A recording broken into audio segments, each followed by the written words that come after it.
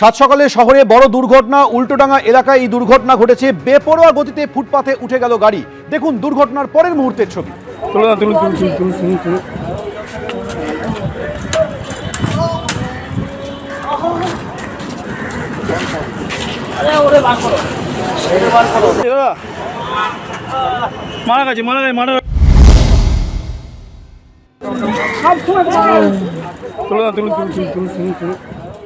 সাত সকালে এই দুর্ঘটনা ঘটে গিয়েছে উল্টোডাঙ্গার সিআইটি রোড এলাকায়। বেপরোয়া গতিতে ফুটপাতে উঠে গেল গাড়ি। একটার পর একটা পথ চলতি মানুষ দুর্ঘটনার মধ্যে পড়েছেন, বেশ কয়েকজন আহত হয়েছেন। সরাসরি কথা বলবো, আমাদের প্রতিনিধি ব্রতদীপ ভট্টাচার্য রয়েছেন। ব্রতদীপ, দেখো, আজকে সকাল 9:30টার সময় কার্যত এই বেপরোয়া গাড়িটি পরপর তিনজনকে ধাক্কা মারলেন এবং একজনকে প্রায় পিষেই দিয়েছে এই গাড়িটি। যেটা জানা যায় প্রত্যক্ষদর্শীদের থেকে, যে এদিন কাকুরগাছির থেকে উল্টোডাঙ্গার দিকে আসছিল এই গাড়িটি। কিন্তু এই যে সিআইটি রোড, এই সিআইটি রোড জুড়েই কিন্তু বেপরোয়া গতিতে গাড়িটি ছুটে আসছিল। অত্যন্ত বেপরোয়া গতি ছিল গাড়িটির। এবং তারপরেই ঠিক এইখানে যেখানে আমি রয়েছি, অর্থাৎ সিআইটি রোডের যে বিএসএনএল টাওয়ার, সেই বিএসএনএল টাওয়ারের যে ক্রসিং, সেখানে এসেই গাড়িটি নিয়ন্ত্রণ হারায়। এবং যেটা প্রত্যক্ষদর্শীদের থেকে জানা যাচ্ছে যে প্রথমে একজন পথচারীকে ধাক্কা মারে এখানে, তারপর গাড়িটি এসে এই গাছে ধাক্কা মারে এবং সেই চিহ্নটাও স্পষ্ট দেখতে পাচ্ছ। গাড়িতে সেই গাছে সেই গাড়ির আঘাতের চিহ্ন একেবারে স্পষ্ট। তারপর এখান থেকে এসে সামনে একজন ব্যক্তি, তিনি বাইক থেকে নেমে ফোনে কথা বলছিলেন, তার উপর উঠে যায় গাড়িতে, তাকে ধাক্কা মারে এবং কার্যত তাকে পিষে দেওয়ার মতন পরিস্থিতি তৈরি হয়। এবং সেখানেও গাড়িটি থামেনি। তারপরে আরেকজনকে, এখানে একজন স্কুটি নিয়ে দাঁড়িয়েছিলেন, তাকে ধাক্কা মারে। অর্থাৎ পরপর তিনজনকে গাড়িটি ধাক্কা মারে এবং গাড়ির গতি অত্যন্ত বেশি ছিল, এমনটাই বলছেন প্রত্যক্ষদর্শীরা। যার ফলে এইখানে যে ব্যক্তি বাইকের থেকে নেমে ফোনে কথা বলছিলেন, তাকে যখন গাড়িটি ধাক্কা মারে, তার অবস্থা কিন্তু অত্যন্ত আশঙ্কাজনক হয়ে যায়। রক্তাক্ত অবস্থায় তিনি এখানে গাড়ির নিচেই পড়েছিলেন। গাড়ির নিচের থেকে, গাড়ির তলা থেকে তাকে উদ্ধার করেন এখানকার স্থানীয় বাসিন্দারা এবং রক্তাক্ত অবস্থায় তাকে আরজিকর হাসপাতালে নিয়ে যাওয়া গেছে। তার যে আঘাত অত্যন্ত গুরুতর এবং সংকটজনক অবস্থায় তাকে ভর্তি রাখা হয়েছে, তার চিকিৎসা চলছে। বাকি দুজন, তাদেরকেও কিন্তু হাসপাতালে ভর্তি করা হয়েছে, কারণ গাড়ির যে গতি ছিল, গতিটা অত্যন্ত বেশি ছিল এবং সেই গতিতে এসেই সরাসরি গাড়িটি ফুটপাতে উঠে যায় এবং সেখানে একজন পথচারী, একজন বাইক আরোহী এবং একজন স্কুটি চালককে পরপর ধাক্কা মারে। এবং তারপরে তুমি আমাদের সঙ্গে থাকো। বেপরোয়া গতিতে ফুটপাতে উঠে পড়ে গাড়ি। একাধিক পথ চলতি মানুষ, তারা গুরুতর জখম হয়েছেন। তাদের মধ্যে একজনের অবস্থা অত্যন্ত সংকটজনক। সেই দুর্ঘটনার মুহূর্তে প্রত্যক্ষদর্শী যারা ছিলেন, কি দেখলেন তারা, শুনুন। আমরা শুনলাম যে গাড়ি 100 স্পিড ছিল, এয়ারপোর্টে যাচ্ছিল, আর ওখান থেকে মানে ঘষিয়ে মেরেছে, ওখানে স্পট একজন করে দিয়েছে, আর বাইক বলে একজন দাঁড়িয়ে ছিল, তাকে উড়িয়ে দিয়েছে, মানে ছিটকে ফেলে দিয়ে। বাইক ছিল আর স্কুটি ছিল, আর আসতে পুরো একদম ওখান থেকে মেরে একদম পুরো কোনো স্পট করে দিয়ে। ওই যে এখন দেখছি ওই যে বাড়ি খেয়েছে, গাছ ওখান থেকে বাড়ি খেয়ে ওখান থেকে ওইখানে গেছে গাড়িটা, ওখান থেকে আবার ওদিকে নিয়ে লোকটাকে মেরে দিয়েছে।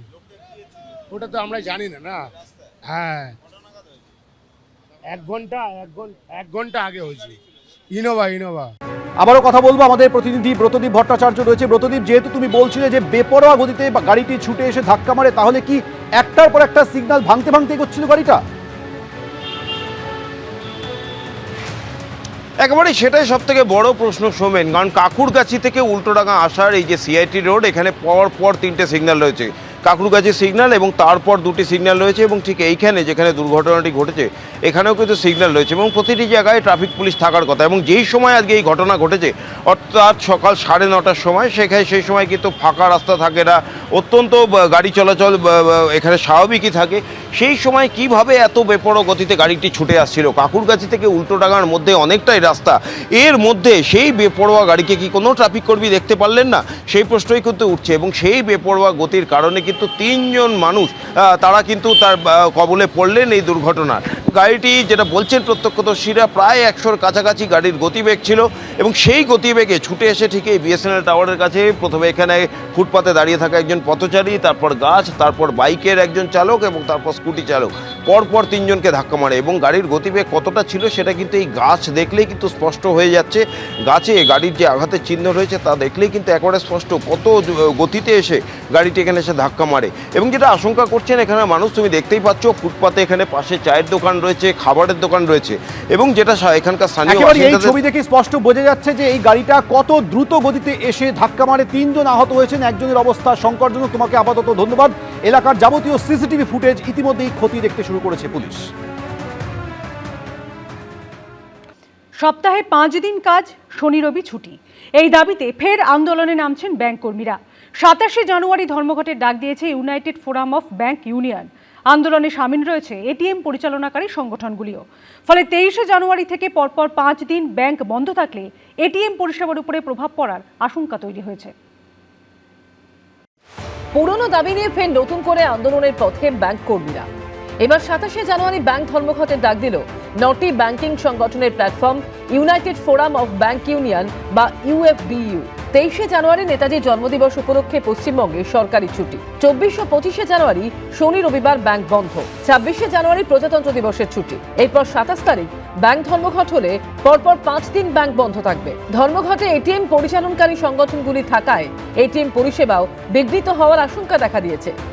যে সমস্ত ব্যাংকে আমাদের যেটা 9টা কনস্টিটিউয়েন্টের যারা সদস্য আছেন তারা মাইনে কাটিয়ে স্ট্রাইকে যাবেন। ভারতবর্ষের অনেক সানডে ওপেনিং ব্যাংক আছে, তো সানডে ওপেনিং ব্যাংকগুলো তারা তো কাজ করবে, সেখানে তো ব্যাংক বন্ধ থাকবে না, এটিএম বন্ধ থাকবে না। তা সুতরাং পরিষেবা কিন্তু অন্যান্য যে আগের দিনগুলোতে বন্ধ এরকম ধরনের ভ্রান্ত ধারণা মনে হচ্ছে আমাদের কোনো জায়গায় যাচ্ছে। কিন্তু সাধারণ মানুষের কাছে আমাদের একটাই আবেদন যে যতটা পারা যায় ব্যাংকিং কাজ আপনারা একটুখানি মিটিয়ে নেবার আগে থেকে চেষ্টা করবেন। এই ধর্মঘট কি নিয়ে? এখন মাসের প্রথম ও তৃতীয় শনিবার ব্যাংক খোলা থাকে, মাসের দ্বিতীয় ও চতুর্থ শনিবারে ছুটি থাকে। ব্যাংক কর্মীদের দাবি রিজার্ভ ব্যাংক সহ বাকি সরকারের অধীনে আর্থিক প্রতিষ্ঠানের মতোই তাদেরও প্রতি সপ্তাহে 2 দিন করে ছুটি দিতে হবে। এর জন্য সপ্তাহের বাকি 5 দিন অতিরিক্ত সময় কাজ করতেও রাজি হয়েছেন তারা। আইবি এর সঙ্গে ইউনাইটেড ফোরাম অফ ব্যাংক ইউনিয়নসের একটা চুক্তি স্বাক্ষরিত হয় এবং সেই চুক্তিতে থাকে যে বাকি 5 দিন আমরা 40 মিনিট করে অতিরিক্ত কাজ করব এবং তার বিনিময়ে আমাদের সকল স্যাটারডে অফ থাকবে। এলআইসি বলুন, আরবিআই বলুন, অন্যান্য ফিনান্সিয়াল সেক্টর বলুন, এবং যদি আশেপাশের দেশগুলো ধরে নেন, ইউরোপ ধরে নেন, ইউএসএ ধরে নেন, ব্যাংকিং প্রায় সর্বত্রই 5 দিন হয় সেখানে। তার সঙ্গে সামঞ্জস্য রেখেই আমাদের এটা দীর্ঘ 1 দশক বা তার থেকে বেশির দাবি, তা সত্ত্বেও এর রূপায়ণ হয়নি এবং তার ফলেই আমাদের এই 27 জানুয়ারি স্ট্রাইকের কল দেয়। ধর্মঘটের আওতায় রাষ্ট্রায়ত্ত ব্যাংকের পাশাপাশি রয়েছে বেসরকারি ব্যাংক, ফরেন ব্যাংক, কোঅপারেটিভ এবং রিজিওনাল রুরাল ব্যাংকগুলিও। ইতিমধ্যে তাদের এই দাবিগুলিতে নৈতিক সমর্থনের জন্য চিঠি দেওয়া হয়েছে মুখ্যমন্ত্রীকে। এর আগে একই ইস্যুতে 2025-এর মার্চ মাসেও ধর্মঘটের ডাক দিয়েছিল ব্যাংক কর্মীদের সংগঠনগুলি, কিন্তু সেবার কেন্দ্রীয় সরকারের অধীনস্থ ইন্ডিয়ান ব্যাংকস অ্যাসোসিয়েশনের আশ্বাস পেয়ে ধর্মঘট তুলে নেওয়া হয়। 10 মাস পরেও কোনো পদক্ষেপ না হওয়ায় ফের আন্দোলনের পথে হাঁটতে চলেছেন ব্যাংক কর্মীরা। অরিত্রিক ভট্টাচার্যের রিপোর্ট, এবিপি আনন্দ, কলকাতা। এবিপি আনন্দ, এগিয়ে থাকে, এগিয়ে রাখে।